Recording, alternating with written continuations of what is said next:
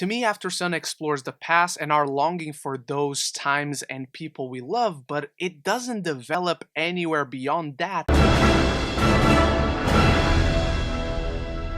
Welcome back to my channel, movie fans. On today's LFF review, we are discussing debut director Charlotte Wells' Aftersun, coming to us all the way from the Cannes Film Festival. This one tells the story of Sophie, who reminisces about a 20-year-old Turkish holiday she spent with her father, reflecting on the shared joy and private melancholy through miniDV footage which fills the gaps between her real and imagined memories as she tries to reconcile the father she knew with the man she didn't. This film has been lauded by critics, and I went into it knowing absolutely nothing other than it starred Paul Mescal, who creates this very compelling rapport with young Frankie Corio. I believe this is her first performance, and she is rather impressive, as these two just carry the film entirely on their backs, playing this young father and daughter duo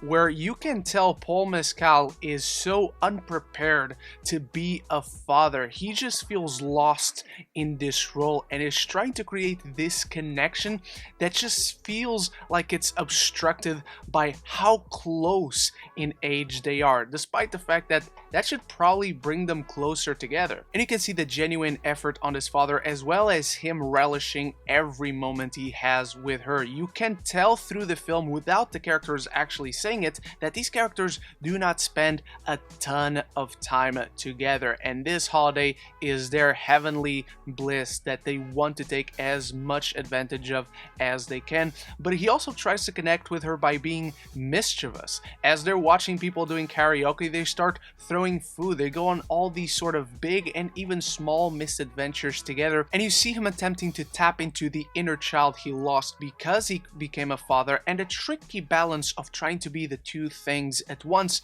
while Sophie herself is much more world-weary than she should be for a girl her age. So while the father at points can feel somewhat immature, Sophie feels so much wiser beyond the years than she should be. She understands things that her father doesn't necessarily tell her, and Wells' direction conveys all this information never through dialogue but through clever editing techniques and just these small intimate moments between father and daughter. What it first begins as this delightful rapport between the two eventually starts to feel more like melancholia as we begin to understand that this is a look back. We are seeing this Turkish holiday through the eyes of present-day Sophie, who is now an adult herself. So the question becomes, what is the point? Why is she looking at this holiday in specific? And all of this is just the first 20 to 30 minutes, as it establishes who the characters are and the framing with which this story is being told. And while I actually don't know about this, it feels like a very intimate passion project for Charlotte Wells. It feels like she's therapeutically venting about her own memories. This is just a reminiscing about past experiences, or at least that's how it comes across. And while I think she creates a delightful, tenderly put together rapport between familiar distancing, I just couldn't get engaged with the story because it lacks any sort of conflict. There are these generational gap lapses of knowledge that create this sort of miscommunication between the two that generates some momentary friction, but there's not really any tension to be explored here. There's not really any conflict that emerges or is resolved. So while it's beautiful to look at and it's a tender relationship between these two, I just didn't care about the story that surrounded them. To me, Aftersun explores the past and our longing for those times and people we love, but it doesn't develop anywhere beyond that as a starting point. There's a nice relationship in here, but it just doesn't create drama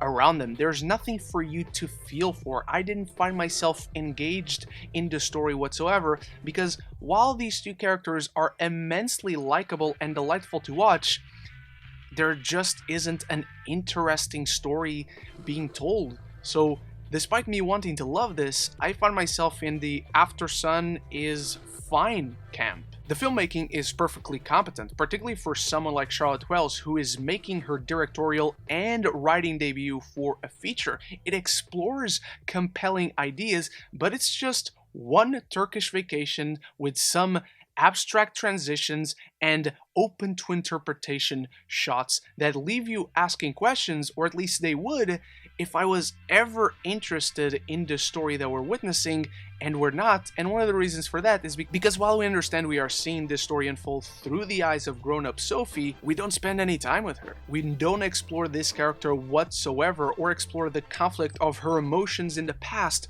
with how she's feeling today. There are probably 2 shots of grown-up Sophie as she looks at this cassette tape, the recordings of this vacation, and it could have been so much more powerful. I was extremely disappointed. But clearly I'm in the minority, so before I dive into my final thoughts on Aftersun, let me know what you make of it in the comments below. Is this one of your favorites of the year? Anything and everything down there. And if you're enjoying my LFF coverage, if you're enjoying this specific LFF review, or if you just love movies and TV, this is the place to be, so consider clicking that subscribe button and you won't miss any future conversations on your favorite movies and TV. Aftersun portrays the struggles of lost youth with compassionate focus on parenting, but it never builds a story with real conflict between its characters. It's beautiful to look at, but there's absolutely nothing to be emotionally invested in. I'm giving Aftersun a C. And that's what I make of so many other people's favorite movie of the year. Let me know what you make of it in the comments below. Thank you so much for watching and joining me in my LFF coverage. Many more LFF reviews right up here. And big thanks to my channel members for always supporting the channel. And so until the next one, love each other and love the movies.